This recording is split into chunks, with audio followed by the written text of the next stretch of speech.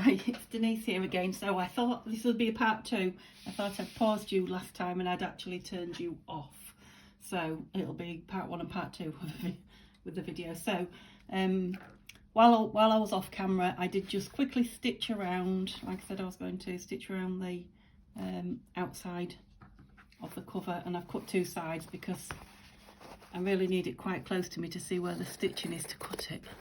But basically, just cut it fairly close to the stitching, but not right on it.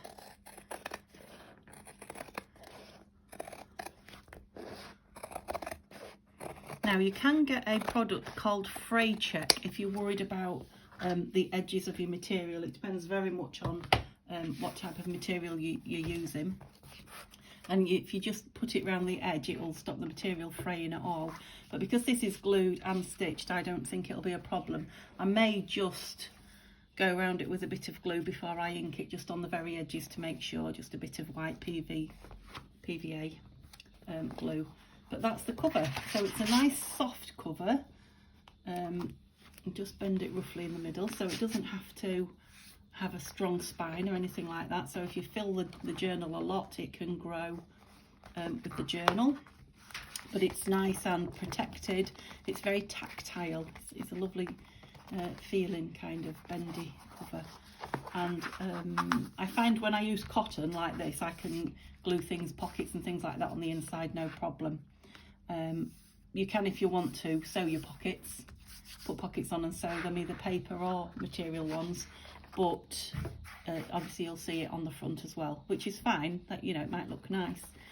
If you're really organised, you could sew it onto your internal piece of material before you actually sewed that material onto there. I'm going to use scrapbook paper board, the real thick double-sided board inside mine, so I didn't need to do that.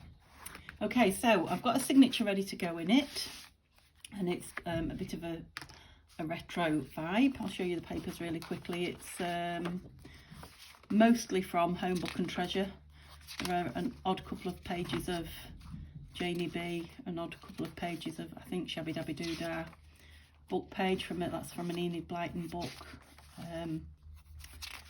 And there's another book page in the middle. Yeah, there's a nursery rhyme book page in the middle.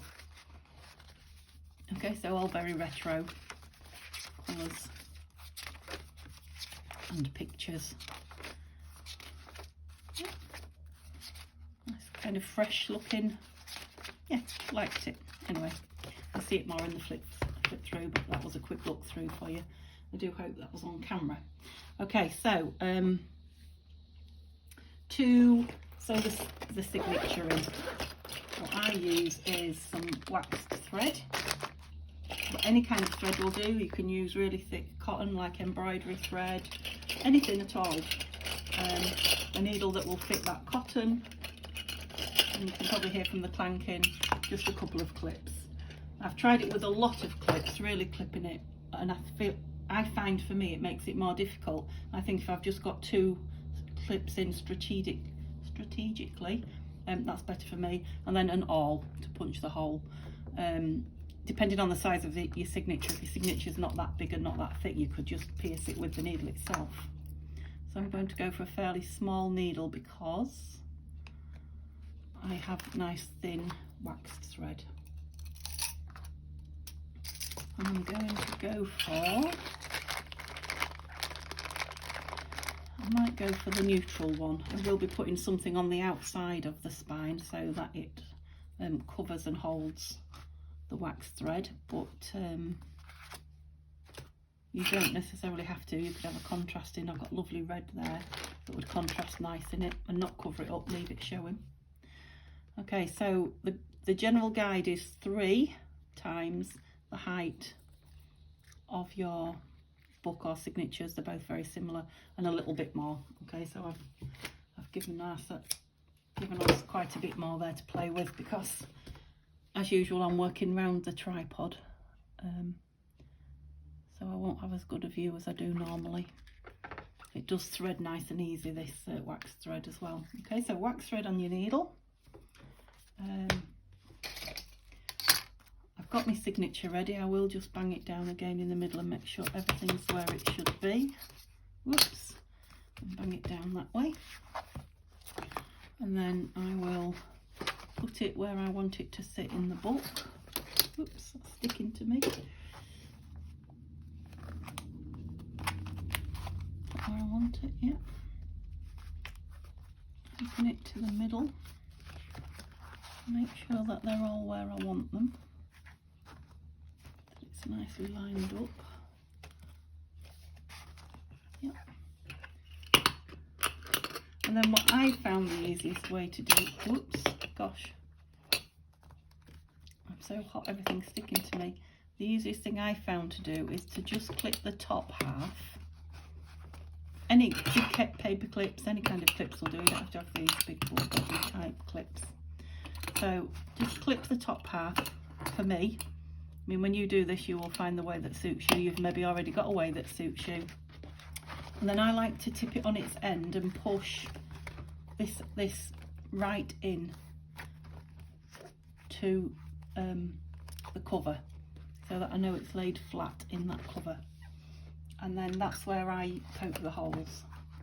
Okay, and you won't be able to see me necessarily, I don't think, because I do it from above. I don't open this wide because that spreads all the pages. I keep it closed as much as I can. And I have got a self-healing cutting mat under here, so it's fine. If you don't have one, you can do it onto pages of a book, something like that, some very thick sponge, anything that won't go into your table, etc. Okay, and you see that's managed to go right through the middle where I want it. And then instead of doing the other two, what I do is I take me all out, don't want to run away. I put, can you see what I'm doing? I put my string through the middle like that, hold it with my thumb, and then I do the same again. I close it up real tight before before I do the next hole, which I do about 2 centimeters from the top. And again, close it up tight, so I'm getting the middle of the spine of the book and the signature rather than it migrating somewhere. Okay, so when you turn it over and look at it, yeah, nicely in the middle. Push it through to the thicker part of the awl. Give it a little bit of a wiggle because we're coming the other way with this one. And then I turn my book up, keep it as closed as I can, and try going straight down through that hole. Oops, straight down. And hopefully I have, yeah, come right through the middle. And then I do the next hole here and go out again there. Okay, so the exact same procedure. Try and get it the same distance from the top of the signature to the bottom as I have that one. So I'm going to hold it up, push that down, make sure I'm in the crease of the signature and the spine. Yeah. I mean, when I first started I was clipping both sides. I would have a hole a little bit over here, one would be that way a little bit, perhaps that way a bit more. This is the best way I found for me to get my signature holes in line, my punched holes in line. And yeah, that's come through. Whoops. What have I done there? Gone the wrong way. I wasn't supposed to be coming through that way. Fine, I'll try again. If I can get the string through, that's it. I'll pull that back out. That's it, and it's going from the inside out. Now I know I've separated my pages, but when I put them back together, it should be a nice straight line again, I hope. Let's see. Okay, so from the top to the bottom hole that I've just made, and it's just gone straight through, no fighting. And then again, I try and keep the book closed as much as possible to go back through. This is the tricky one I find, to go back through that hole that I originally came out of. Yeah, come back through the middle, avoiding the piece that's already coming through that hole. Okay. You don't want to go through that, otherwise your signature won't pull tight. That's it. Now you want it fairly snug, but you don't want it too tight.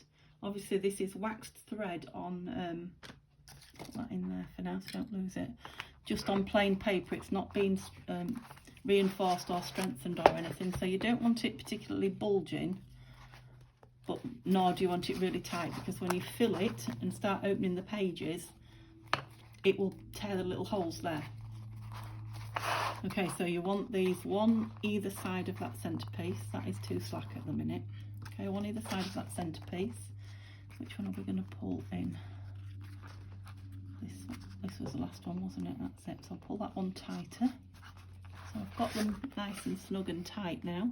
Don't want them any tighter than that. And knot it. Now the thing about the wax thread I found is no matter how tight you knot it, if you get a needle in and broggle it around, you can still undo that knot, because the wax moves. Now a lot of people will say three knots to secure it. What I like to do is very, very carefully, I do two knots, one right over left and one left over right, and then I try and get the tiniest dot. I need to get close. Can't even see if there's any glue coming out. Obviously you don't want a big blob or you're going to glue your pages together, that's it. I try and get the tiniest, oops, that was quite a big one. Blob, that's it, and rescued it. I don't even know if you can see that now, it's so tiny. On that piece of, on the knot really, you probably can't see it, but it has got a teeny weeny little piece of glue on it, and I just give it a few minutes like that to dry. Obviously if I shut the pages on it now, it would still go on the pages, so I give it a few minutes like that to dry. You can take the clips off and things like that, just don't shut your pages for a few minutes. I mean, the amount I've put on is so minuscule, it does literally take a minute, 2 minutes maximum to dry. And if you do put a big blob and you miss it, I caught it, I'm pleased to say, which I will get rid of. If you do put a big blob on there, all you need to do is wipe it off and just leave your page open. You know, leave it open for a good hour or two till you're absolutely certain they're not going to stick together when you glue them. Yeah, that's not even sticking out. So I think I'll be fine. Okay, the one thing I didn't do was check that I had it the right way up. And I can't tell you how many times I've sewn a signature into a cover upside down. Thankfully I have. Okay, so that's the basis of it.